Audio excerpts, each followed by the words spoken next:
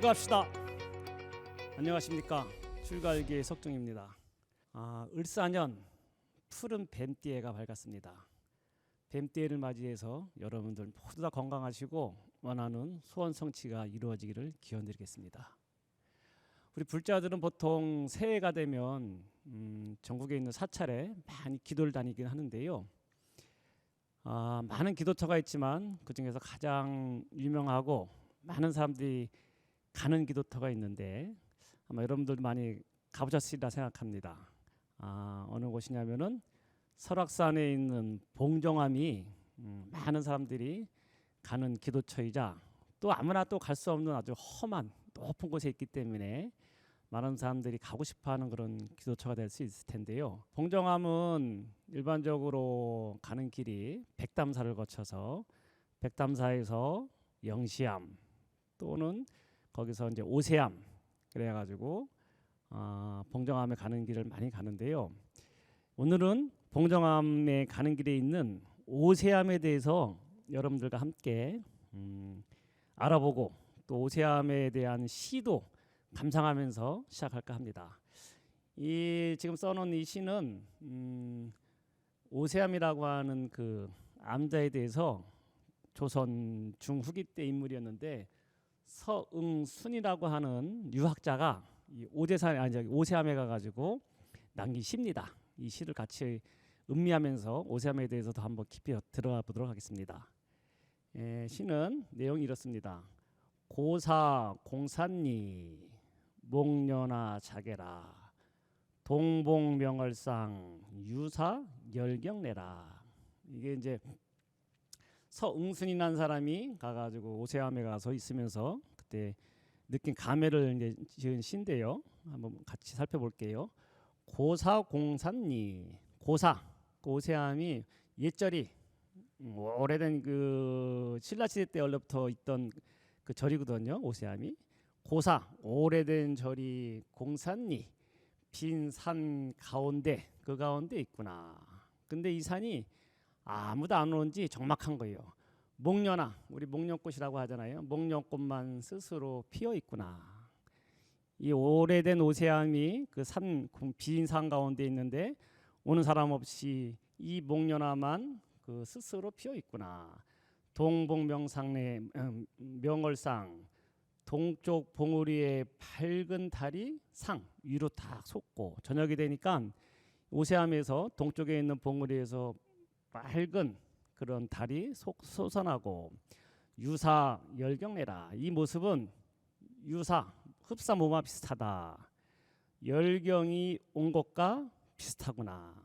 요거는 이제 이 김시습이라고 하는 사람에 대해서 알아야지만 이 시가 이해됩니다. 김시습 일반적으로 이제 매월당이라고 이렇게 얘기하는데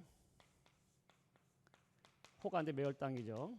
매월당 김시습에 대해서 알아야지 요 시가 풀이되는데 뭐냐면 이 김시습의 호가 열경이었어요. 열경 동봉이라는 호도 있었어요. 그래가지고 이게 이 시로서도 의미가 있지만 이 여기다가 김시습을 대입하면은 더 이게 의미가 확실해집니다. 뭐냐면은 김시습이라는 사람은 오세 신동이라고 이름이 났습니다. 뭐냐면은 김시습이 태어났을 때 그 전하는 얘기에 보면은 8개월 때 태어나가지고 8개월 만에 이 글을 읽고 그것을 해석할 수 있을 정도로 천재였다고 합니다. 하도 유명해가지고 그래 5살 됐을 때 벌써 5세 신동이라 해가지고 사조 3경 가운데에서 그 제일 어렵다고 하는 대학과 중용까지 다 이것을 읽고 해석할 정도로 유명했어요. 진짜인지 아닌지 모르지만 이와 같이 김시습이 어렸을 때부터 천재였고 그 이름이 다 났고 해가지고 또 지혜도 있어가지고 임금이 하사한 그 비단을 갖다가 지 허리에 이렇게 묶어가지고 집에까지 갔다. 이제 그런 설화가 있는데 이러한 김시습이 21살 정도 됐을 때 개우정난이라 해가지고 그 세종대왕이 돌아가시고 그래가지고 그 아들이 되는 이제 세조가 단종을 갖다가 이제 이렇게 폐위시키는 일이 생기잖아요. 그래가지고 거기에 대해서 이제 정화하는 거 아니겠습니까? 그러니까 신하가 왕을 갖다가 찬탈했기 때문에 이것은 옳지 않다 해가지고 많은 사람들이 목숨 바쳐가지고 그것을 반대 상설을 내기도 하고 목숨으로도 바친 것이 사육신이고, 또 살아있는 사람 가운데 대표적인 사람들이 세용신이라 해가지고 이 긴시습 같은 경우에는 목숨은 부지하되 자기가 이 유상으로서 그 자기가 그 당시에 아주 유명한 그런 유학자지만 자기는 다시는 이렇게 얼굴 들고 하늘을 볼 수 없다. 왕에 대한 그런 찬탈 갖다가 목격했는데 내가 어떻게 살 수 있을까 해가지고 이때부터 머리를 깎고 스님이 돼요. 그러면서 이 법명도 설잠이라 해가지고 설잠이라고 하는 그런 법명을 짓고서 산천을 갖다 유람하는 겁니다. 그러면서 다니다가 어딜 갔냐면은 오세암의 이 긴 시습이 오세암에 가서 머물면서 공부를 합니다. 그래가지고 이 오세암이라고 하는 그 명칭이 여러 가지 설이 있어요. 좀 이따 다시 한번 설명할 텐데, 5세 5살 먹은 5세 된 그런 아이가 있었다, 그런 설도 있고, 이 긴시습과 같이 5세 신동 5살 때 그러니까 신동이었던 긴시습이 이 오세암에 와가지고 머물렀기 때문에 그것을 갖다가 기념하기 위해서 오세암을 이름을 지었다는 그 두 가지 설이 있는데, 여기서는 이제 그 가운데 긴시습이 오세암에 있을 때 그것을 갖다가 비유해가지고 지금을 칩니다.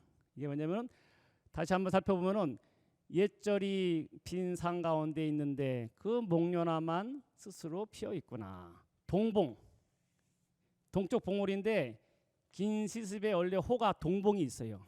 동봉이 진짜 동쪽에 있는 봉우리라고 볼 수도 있고, 아니면은 긴시습이라고 하는 동봉이 명월상, 그 긴시습이 나와가지고 밝은 달과 같은 그 긴시습이 나와가지고 동쪽 언덕에 또 뜨니 유사 열경 내라. 이것은 습사 열경, 긴시습의 이 시가 열경이라고 했거든요. 열경이 살아서 온 것과 같이 비슷하구나, 그런 의미가 있다고 합니다. 오세암은 겨울이 되면은 눈이 너무 많이 쌓여가지고 사람들이 다닐 수 없는 그런 상태가 된다고 합니다. 예전에는 특히 눈이 더 많이 왔으니까 이게 힘들었을 텐데, 기록에 의하면 한 1600년대 조선 중후기쯤 되면은 그때 설정이라고 하는 스님이 오세암에 계셨는데, 이 스님이 말씀드린 대로 겨울이 다가오니까는 가가지고 읍내에 가가지고 이제 그 속초 읍내에 가가지고 그 겨울철 지낼 양식을 사가지고 와야 되기 때문에 하루는 이제 나가게 된 거예요. 근데 그 당시에 조카가, 그 설정 스님의 조카가 여러 가지 사정에 의해 가지고 형의 그 아들이었는데 5살, 4살 먹은 그 아이였는데 이 아이가 그 절에서 키우게 됐어요. 그래가지고 그 절에는 그 설정 스님이라고 하는 스님하고 4살 난 그 조카가 이제 살고 있었던 거거든요. 그러면서 이 스님께서는 이제 빨리 가가지고 장에 가가지고 겨울철 날 그런 여러 가지 식량이든지 그 여러 가지 필요한 걸 사오겠다 하면서 어린 조카를 데려갈 수 없으니까 아야 내가 스님이 하루 바로 가가지고 필요한 거 사올 테니까 여기 절에서 지키고 있어. 아무도 안 오니까 지키고 있고, 혹시 내가 하룻밤 늦더라도 많이 무섭고 그러면은 요 간세모살님 있지? 간세모살님한테 엄마라 생각하고 간세모살님 이렇게 이으면은 그 부르면은 간세모살님이 널 보살펴 줄 거야. 이렇게 알 갖다가 조카 갖다 타이르고 산에 내려간 거예요. 근데 내려갔는데 마침 내려가자마자 해가지고 그 여러 가지 필요한 걸 사가지고 오려고 하는데 폭설이 쏟아진 거예요. 폭설. 그 설악산에 눈이 쏟아지면요 무지 많이 옵니다. 지금도 뭐 아까 말씀드린 것처럼 요즘에도 그 폭설이 오면 사람들이 갈 수가 없거든요. 눈이 우리 사람 한 길 정도에 막 그 눈이 쏟아지면은 길도 분간할 수 없고 그 길을 갖다 갈 수가 없어요. 오세암이 백담사로부터 해가지고 올라가는 길도 험하고 굉장히 멉니다. 그러니까는 이 설정 스님이 할 수 없이 못 올라가고 하루 있으면은 그칠려나 했는데 그치지 않고 더 오고, 그래가지고 그것이 하루 이틀 미루다 보니까는 그것이 3개월 겨울 내내 그 오세암에 못 올라가는 상황이 됩니다. 그러니까 스님 입장에서는 갈 수는 없고 그 대신 조카가 있을 텐데 분명히 그 어린 조카가 죽었을 것이다 생각하고 날이 풀리는 대로 어떻게 이제 해가지고 부랴부랴 사람 사가지고 오세암에 갔다고 합니다. 그러니까는 4살이었으니까는 한 해가 이제 바뀌었으니까 아마 조카가 살아 있었으면은 5살이 된 거예요. 근데 이 조카가 당연히 이 스님은 가가지고 그 오세암에 아무도 없을 줄 알았는데 그 오세암에 가니까는 멀리서 목탁 소리가 들리는 거예요. 희한하다 해가지고 분명히 이 추운 겨울에 아무도 없을 텐데 누가 와서 목탁을 치는가 해가지고 가보니까 조그만 법당에 그 어린 조카가 죽지 않고 목탁을 치면서 간세모살 이렇게 하고 있는 거예요. 너무 놀라고 이런 기적이 있는가 해가지고 그 조카를 갖다 끌어안고서 이게 무슨 일이냐 하니까는 스님께서 가시면서 배고프고 춥고 힘들 때는 간세모살님을 예로가지 않았습니까? 제가 스님 가신 다음에 너무 무섭고 힘들고 추워가지고 이것을 간세모살님한테 이렇게 기도했더니 정말 간세모살님이 내려와가지고 나한테 밥을 먹여주고 젖도 주고 날 이렇게 따뜻하게 보살펴가지고 이렇게 왔습니다. 지금까지 그런 얘기를 한 거예요. 그래가지고 그 다음부터는 그 어린아이가 5살 된 그 조카 어린아이를 갖다가 그 같은 일화를 통해 가지고 이름을 갖다가 오셈이라고 이렇게 지었다고 하는 그런 설화가 있습니다. 그러니까 2가지 설화예요. 긴시습이라고 하는 그 사람이 일찍 출가해가지고 오세암에서 공부하면서 여러 가지 공부를 했을 때 그 의미는 뭐냐면은 긴시습이 5살 때 신동이라는 그런 얘기를 들으면서 오세 신동이 머물렀기 때문에 오셈이라는 그런 이름을 지었다고 하고, 또 다른 하나는 일반적으로 말씀드린 것처럼 어린 아이가 여기서 그 겨울에 기도를 통해 가지고 관세음보살님의 가피를 입어 가지고 그 오세 5살 먹은 동작승이 거기서 살아났다는 의미로 해가지고 오세암이라고 이름을 지었다고 합니다. 여러분들은 어느 쪽에 무게를 두고서 믿을지 모르겠지만 우선 이렇게 2가지 설로서 얘기했는데 이게 실화인가 봐요. 이 조선시대 때 이렇게 정말 이 설정스님이라고 하는 분이 그렇게 거기 있으면서 조카를 갖다가 살려낸 기록도 있고 긴시습이 분명히 여기서 공부했다는 기록도 있기 때문에 이것은 거짓이 아닐 텐데, 이와 같이 비슷한 기록이 우리 역사에 보면 굉장히 많아요. 불교에서 말하는 그런 가피 그런 굉장히 많은데, 비슷한 그 대표적인 또 얘기가 어디 나오냐면은 삼국유사에도 비슷한 얘기가 나옵니다. 삼소간음이라 해가지고 세 곳의 간음, 간세모살 이렇게 삼소간음 이런 조간이 있는데, 세 곳이라고 하면은 그 당시 신라에 있던 백률사, 그 다음 민장사, 그 다음에 중생사라고 하는 이런 절이 있었어요. 이름이 중생사예요. 중생들을 제도하라고 하는 의미에서 중생사인지 모르겠는데, 여기도 보면은 삼국유사의 내용이 똑같이 나와요. 비슷하게. 여기에 이 중생사에 11면 관세음보살님이 유명했어요. 11면이라는 것은 뭐냐면 관세음보살님 얼굴이 있으면은 이렇게 둘레로 해가지고 11가지 모습의 그런 관세음보살님을 조각해 놓은 거예요. 그 뭐냐면은 관세음보살님은 우리가 생각하기에 자비롭고 우리 중생들을 아주 어머니처럼 이렇게 보살피는 모습만 있다고 생각할지 모르지만, 관세음보살님은 원래 31가는 33가늠이라고 하는 말은 뭐냐면은 중생들의 근기에 따라서 여러 가지 모습을 나타내요.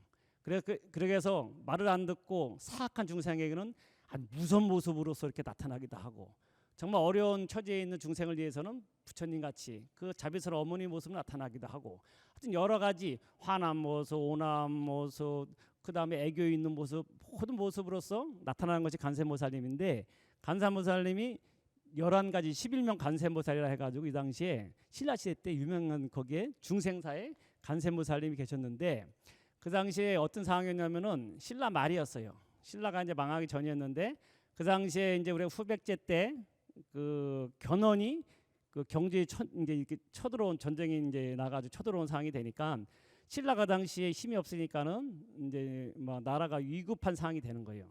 그 당시에 이 중생사에 최은함이라고 하는 그런 사람이 있었는데, 이 최은함이라고 하는 그 선비가 아주 신심도 있었고, 그 다음에 중생사에 있으면서 그 기도를 통해 가지고 아들을 하나 낳았어요.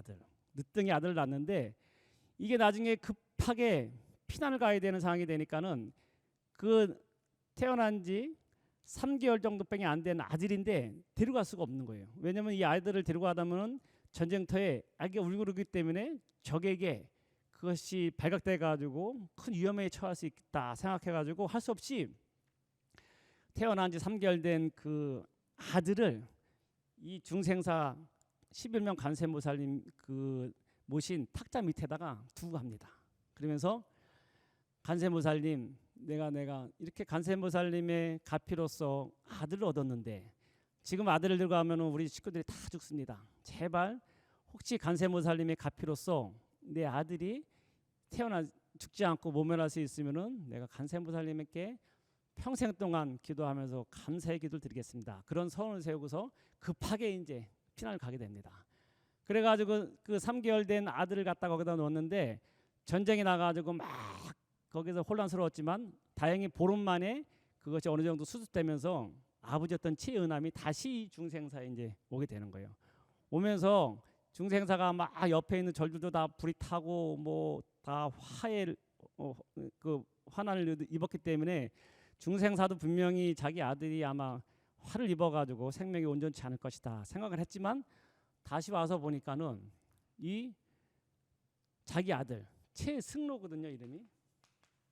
나중에 이 최승로는 고려가 건국된 다음에 그 성종한테 시무 28조라고 하는 유명한 그런 나라를 다스리는 데 있어가지고 급한 여러 가지 그런 개혁안을 갖다가 제공한 사람이거든요. 그것을 강조한 사람인데 치성로가 나중에 치성로가 되는데 이 아들이 죽지 않고 정말 여기서 있는 거예요. 애가 그 보름 동안 먹지도 않았을 텐데 아주 생기가 있고 아버지 보니까 생긋생긋 웃고 아주 그대로 헤어질 때 모습 그대로 있는 거예요. 나중에 보니까는 이 중생사에 있는 관세음보살님이 내려와가지고 애를 갖다가 얘기한 거예요. 어떻게 보는가 이렇게 하니까 나중에 보니까는 관세음보살님이 이 치승로라고 하는 아이를 갖다가 보살폈다 이렇게 기록이 나오는 거예요. 그래가지고 삼국유사에 보면은 삼소관음이라 해가지고 세 군데 있는 관세음보살님이 유명한데 그 가운데서 특히 중생사에 있는 관세음보살님 이래가지고 이 중생사에 있는 11명 관세음보살님이 그 치은함의 아들인 치승로를 갖다가 구해내가지고 이 사람이 나중에 훌륭한 재상이 돼가지고 유명한 그런 역할을 하는 그런 인물이 나오는데 이 중생사에 있는 관세음보살님이 가피를 입었다는 것이 이것이 삼국유사라고 하는 책에 나옵니다. 그 다음에 삼국유사가 또 여러 가지 얘기가 나요. 이 중생사 이 11명 관세음보살님이 얼마나 그 여러 영험이 있었냐면은 하루는 이렇게 불이 났는데 해가지고 불이 나가지고 막 사람들이 다 이제 막 대피하고 그 안에 있는 관세음보살님을 구해야 된다 막 사람들이 말만 했는데 이 너무 이제 이 허둥지둥하다 보니까는 경황이 없어가지고 이제는 막 불이 나가지고 법당에 불이 다 났기 때문에 우리 관세음보살님도 같이 불타지 않았는데 불탔다고 생각했는데 갑자기 보니까 이 법당에 있던 부처님이 누구 옮길 수도 없고 큰 부처님이거든요. 그 부처님이 스스로 옮겨가지고 마당에 딱 있었다는 기록도 나오고 아주 그 영험 있는 도량으로서 유명한 것이 중생사에 있는 관세음보살님인데 이 중생사에 있는 관세음보살님이 누가 이 조성을 했냐면은 이것도 쭉 거기 삼국유사에 나오는 그대로 얘기하는 겁니다. 이게 뭐냐면은 그 당시에 중국에 있는 어떤 유명한 화가가 이 신라 땅에 와가지고 이 관세음보살님을 갖다가 제작했다고 분명히 나와요. 그 기록이. 어떻게 되면은 중국에 한 500년대, 600년대, 500년대가 되면 이제 중국의 남북조 시대라고 하는데 우리 잘 알고 있는 양나라 양무제가 이제 그때 다스리던 그 시기거든요. 그 당시에 어떤 황제가 있었어요. 양나라가 아니고 그 중국에 황제가 있었는데 이 황제가 많은 후궁들이 있었는데 그 가운데에서 가장 예뻐하는 그 후궁을 갖다가 왕비로 삼아가지고 그 인물이 천하 미인이에요. 그래가지고 이 황제가 살아생전에 그 아름다운 왕비의 그 자화상 그림을 그려가지고 그 평생 이제 간직하고 싶은 거예요. 그래가지고 그 당시 제일 유명한 화가가 누구냐면은 장승요라고 하는 화가가 있습니다. 장승요라고 이렇게 쓰는데 실제 인물이거든요. 장승요. 이 사람이 어느 정도 그림을 잘 그렸냐면은 어디 절에다가 벽화에다가 용을 그렸어요. 용을 그린 다음에 이 사람들이 용을 다 그린 다음에 그 용의 눈동자를 갖다가 이 장성효라고 하는 화가가 안 그린 거예요. 왜냐니까는 사람들이 왜 그러면 눈동자에다가 그 점을 안 찍습니까? 하니까는 내가 만일 이 그린 용에다가 눈동자에다가 점을 찍으면은 용이 그림이지만 이것이 정말 살아있는 용이 돼가지고 하늘로 갈 것이다 이렇게 얘기한 거예요. 그러니까 사람들이 안 믿죠. 아이 세상에 당신이 아무리 용을 잘 그린다고 하지만 그게 말이 됩니까? 하니까는 장성규 할 수 없이 그럼 내가 한번 보여주겠다 해가지고 용을 다 그린 다음에 용의 눈동자에다가 딱 점을 찍으니까 정말 이 용이 살아가지고 그 벽을 부수고 하늘로 올라가는 거예요. 거기 나온 고사성어가 뭐냐면은 화룡점정. 여기 나온 겁니다. 이 주인공이에요. 화, 룡. 용을 그려가지고 점, 정 이렇게 쓰거든요. 화룡점정 우리 많이 쓰잖아요. 맨 끝에 한 마디 탁 필치 하나로 써 해가지고 그 끝판을 갖다가 얘기할 때 화룡점정할 때 장성유라고 하는 사람이 용을 그려가지고 그 눈동자 정자거든. 눈동자를 갖다 점을 찍으니까는 정말 살아있는 용이 돼가지고 갔다는 말이 여기서 나온 거거든요. 그와 같이 장성유라고 하는 사람이 그림을 아주 잘 그린 사람이었어요. 그러니까 그 천자가 불러놓고 자기가 제일 예쁘고 사랑하는 왕비의 그 그림을 그리라고 한 거예요. 근데 이 장성유가 그림을 그렸는데 실수로 다 그린 다음에 똑같이 잘 그린 다음에 실수로 이 먹물을 하나 딱 떨어뜨렸어요. 초상화에다가. 근데 그걸 갖다가 딱 떨어뜨렸는데 지우려고 하니까 지울 수도 없고 그래가지고 이 천자가 또 명령을 내렸기 때문에 오늘 시간 안으로 그것을 갖다가 바쳐야 되는데 안 바치면 또 이게 큰 화가 오니까 할 수 없이 그 그린 대로 그대로 그 점이 떨어진 대로 해가지고 천자한테 그림을 바치니까 천자가 깜짝 놀란 거예요. 처음에는 너무 잘 그렸는데 중요한 건 뭐냐면은 그 점이 떨어진 것이 자기만이 알 수 있는 그 왕비 아무도 모르는 신체적인 비밀인데 그것이 배꼽 있는 데께 이렇게 점이 있는데 하필은 장성희가 그린 그 그림에도 여기 점이 있는 거예요. 그러니까 황제 입장에서는 무엄하구나. 네가 어떻게 이 아무도 모르는 이 비밀을 갖다 어떻게 알았느냐 의심을 한 거지. 혹시 네가 왕비하고 무슨 개인적인 사통이 있었는가 그런 의심을 하는 거 아니겠어요? 그러니까 장성희 입장에서는 실수로 그렇게 된 건데 아무리 변명해도 이것이 통하지 않는 상황이 된 거예요. 그러니까는 이 천자는 그래도 천자의 한마디는 지중하니까 저 장성유가 실력은 있지만 죽여라 그렇게 얘기한 거예요. 그러니까는 많은 신하들이 아무리 그래도 저 장성유가 실수를 했다고 하는데 목숨만을 살려주십시오. 저와 같이 잘 그리는 저런 천재적인 화가는 나오기 힘듭니다. 하도 많은 사람들이 해가지고 거기에서 그 천자한테 부탁하니까는 천자가 그러면은 좋다. 죽이지 않을 테니까 그 대신 내가 감옥에 가두겠다 이렇게 한 거예요. 그래 감옥에 가두고 있는데 하루는 이 천자가 이 장성유를 갖다 죽이고 싶은 거예요. 그래도 성이 안 차니까 뭐냐면은 그러면은 장성유를 불러놓고 감옥에 있는 장성유를 불러놓고 네가 그렇게 그림을 잘 그린다고 하는데 그러면 내가 꿈을 어저께 꿨다. 어젯밤에 내가 꿈을 꿨는데 꿈을 꾼 그 내가 꿈에서 만난 그 모습을 네가 그려낼 수 있으면은 내가 너를 살려주겠다 이렇게 얘기한 거예요. 그 장성유가 신기한지 이와 같이 이 그림만 잘 그리는 게 아니고 타진동을 했는지 알겠습니다 해가지고 그 얘기를 듣고서 그림을 갖다가 그렸는데 그게 뭐냐면은 11명 간세모살 아까 얘기한 대로 11명 간세형 간음보살 얼굴이 여러 면에 이렇게 간세모살님의 면이 이렇게 둘러가면서 삥 둘러가지고 여러 모습의 간세모살님의 모습을 갖다가 그려가지고 바친 거예요. 그러니까 천자가 놀란 거지. 아니 내가 꿈을 꾼 거 어떻게 아느냐니까 저도 나름대로 공부했습니다 해가지고 정말 똑같이 꿈에서 봤던 그 모습의 간세모살님 11명 간세모살을 갖다가 그려가지고 천자한테 바친 겁니다. 그러니까 천자가 정말 네가 그림도 뛰어나지만 네가 수양이 많이 된 그런 수행자 그런 모습이 있구나. 내가 어떻게 널 감히 죽일 수 있느냐 해가지고 풀어줍니다. 그래가지고 이 장성유가 그 죽음에서 풀려나가지고 이 중국에 있다 보니까는 여러 가지 뭐 자기가 이렇게 큰 화도 당하고 여기 있다 보면은 더 큰 내가 원치 않는 그런 여러 가지 어려움이 있겠다 그런 생각을 했는지 이 중국 땅을 벗어나서 자기는 그 당시에 신라에는 얘기 들어보니까는 부처님을 갖다가 직하게 섬기고 모든 백성들이 그 불자로서 열심히 수행한다는 얘기를 듣고서 그러면 이 중국이 아니고 이 신라에 가가지고 내가 그러면 불법을 펴는데 일조를 하겠다. 그래가지고 그 신하 가운데 한 명이랑 둘이서 배를 타고서 이 중국에서 이 신라 땅으로 옵니다. 와가지고 그래가지고 그 천자한테 그렸던 그 11년 관세음보살님의 그 모습을 그림을 그린 게 아니고 이번에 와가지고 어디 왔냐면은 말씀드린 대로 중생사에 온 거예요. 장승이라는 사람이 신라 땅에 와가지고 그 당시 경주에 있는 지금 그 낭산 경주 낭산이라고 하는 그 산 옆에 있는 중생사의 절에 와가지고 11명 간세음보살님을 조각을 했어요. 본인이. 그래가지고 그 유명한 11년 간세음보살님이 여기서 중생사에서 탄생이 된 것이고 그 11년 간세음보살님이 나중에 신라가 망하기 전에 아까 얘기한 대로 최은암이라고 하는 사람이 이 간세음보살님 앞에서 기도해가지고 치성로라고 하는 큰 인물을 낳고 나중에 전장에 나가가지고 죽을 위기가 있을 때 또 기도를 통해 가지고 이 아들이 살아나는 그런 기적을 보인 것이고 나중에도 뭐 그 간세음보살님의 영업력이 이 삼국유사에 4가지인가 5가지 정도가 나와요.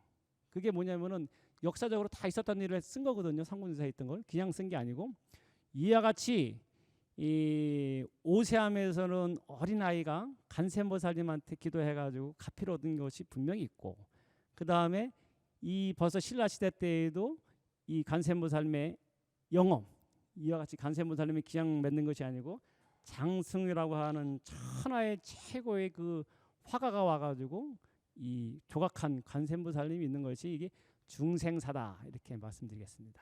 그래서 이제 드리고 싶은 말씀은 뭐냐면은 누구든지 어린아이도 마찬가지 순수한 어린아이의 마음같이 누구든지 열심히 기도하면은 가피를 안 받을래야 안 받을 수가 없어요. 분명히 역사 속에 나오는 얘기거든요. 그래서 여러분들 누구든지 기도하고 싶으면은 어린아이의 마음같이 그렇게 기도하면 되겠습니다. 그리고 아까 말씀드리다 말았는데 긴시습이라고 하는 사람은 5세 신동으로서 유명했지만 그 이후에 승려사행으로서 해가지고 스님으로서 설잠이라고 하는 이름을 가지고서 전국 유람하면서 불경을 갖다가 강의하기도 하고 다니면서 여러 가지 교화를 많이 핍니다. 근데 나중에 돌아가실 때 어디서 돌아가셨냐면은 그 긴시습이 돌아가신 것은 지금 부여에 있는 무량사라고 하는 절에서 열반합니다.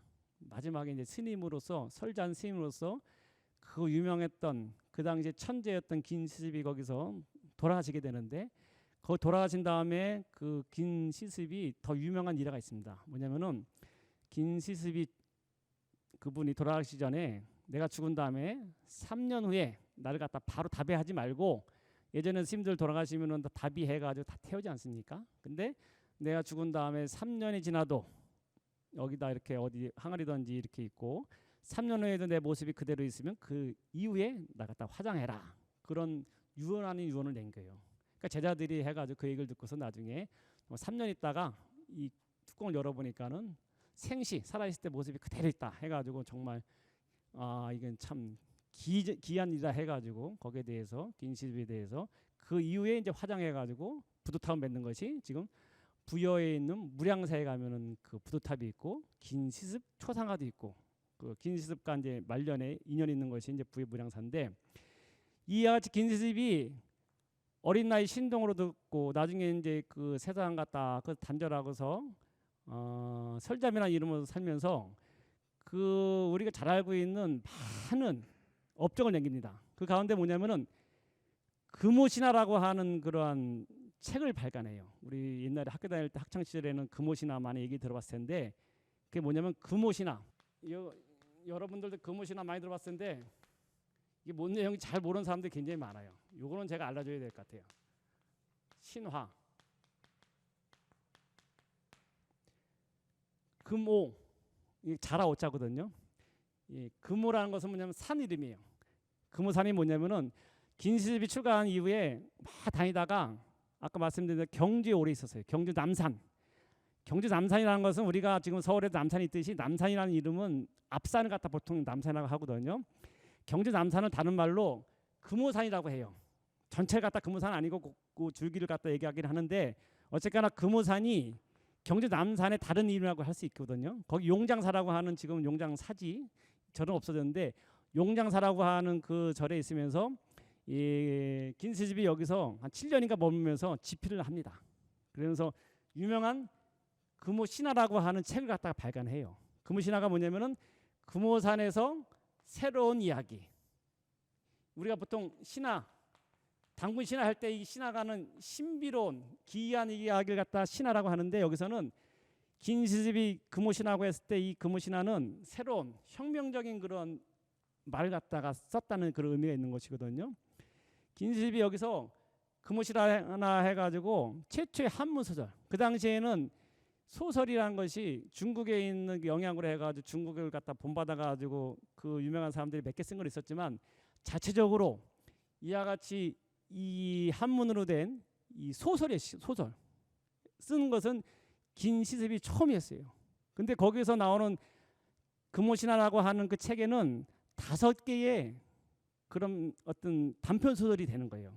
여러분들 얘기 들어봤을 텐데, 만복사 접포기, 이생규장전, 남연부주지, 용궁부연록, 그 다음에 또 뭐 치유 부벽청기, 그렇게 얘기하는데, 이거는 한문어 써가지고 얘기해야지 잘 모르는데, 어쨌든 5가지 그걸 갖다가 소설을 쓰는 거예요, 한문으로. 근데 이 어떤 내용이냐면은 그 가운데에서 이제 만복사 접포기, 요거만 잠깐 얘기할게요.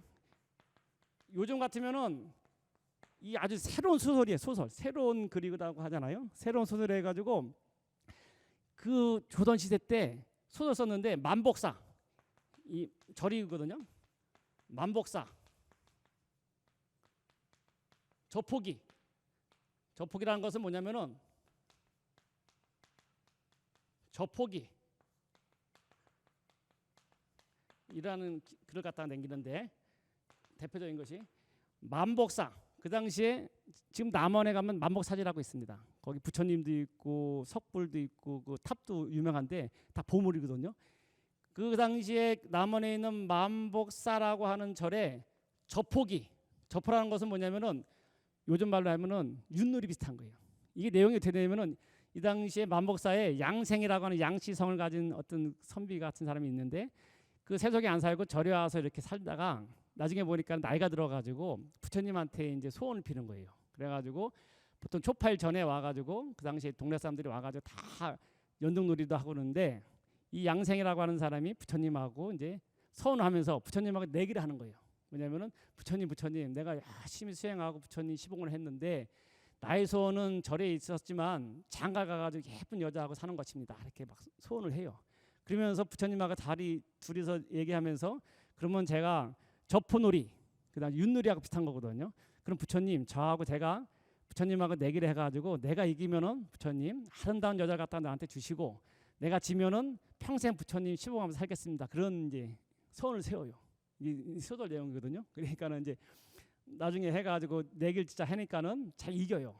이겼는데 진짜, 그래가지고 이겨가지고 이제 꿈을 감고 딱 있는데, 어느 날 딱 보니까는 어떤 아리따운 아가씨가 와가지고 부처님한테 또 소원을 비는 거예요. 그러면서 저는 몇 살인데 어디 마을에 사는데 부처님 아주 좋은 배필을 만났으면 좋겠습니다. 그렇게 얘기를 들어요. 그래가지고 이 양생이라는 사람이 그 여인하고 이렇게 또 당신도 그렇게 결혼하고 싶으니까 해가지고 얘기 통해가지고 결혼해가지고 이제 살다가, 근데 알고 보니까 이 여자가 외구에 난해해가지고 죽었던 여자예요. 근데 그 여자 환생해가지고 다시 양생이라는 사람 만나가지고 살다가 갔다는 거예요. 그래가지고 양생이 나중에 이 여자가 진짜 재미나게 신혼생활 갔다가 했는데, 나중에 보니까는 그 내용이 죽은 여자였다는 걸 알게 돼요. 이게 좀 판타지 같은 소설인데, 그래서 나중에 이 여인에 대한 그 산소에 가가지고, 왜냐면 그 당시에 외구에 침입해가지고 이 사람들이 다 죽은 것을 안타까워하면서 인생 무상함을 느끼면서 나중에 산에 들어가서 수행한다는 내용이 이제 만복사 저포기 그런 내용이 있는데, 이생규장전이라는 것은 이생이라는 사람이 그 옆방에 있는, 지나가다가 옆에 있는 규방 그 아가씨의 어떤 그 사모하면서 둘이 사랑하는 얘기 뭐 있고 했는데, 남선부주라고 하면은 저기 있는 염라대왕한테 가가지고 염라대왕하고 대화를 통해 가지고 나중에 염라대왕이 다시 그 살던 곳에 보내가지고 나중에 이 사람이 공부해가지고 극락왕생한다는 내용, 뭐 이런 큰 내용이 금오신화라고 하는 이 내용이 다 들어있거든요. 그래서 이 긴시습이라는 사람은 조선시대 천재이자 방랑가이자 스님이자 시인이자 소설가이자 유명한 사람이었거든요. 그래서 많은 사람들이 모르는데, 다음에 또 시간 내면 제가 더 자세한 말씀드릴 수 있는 시간이 될 수 있을 것 같고, 오늘은 중요한 것은 뭐냐면, 우리 오세암으로 출발했잖아요. 오세암. 여러분들 새해가 됐으니까 자기가 아는 좋은 도랑에 가지고 기도도 하시고 소원도 빌고 또 웬만하면 오세암이든지 봉자만 가가지고 제가 말씀드리는 것을 의미를 한번 되새기면서 자기도 열심히 한번 살 수 있는 산다는 그런 새로운 신념의 새해가 되기를 발언해 보겠습니다.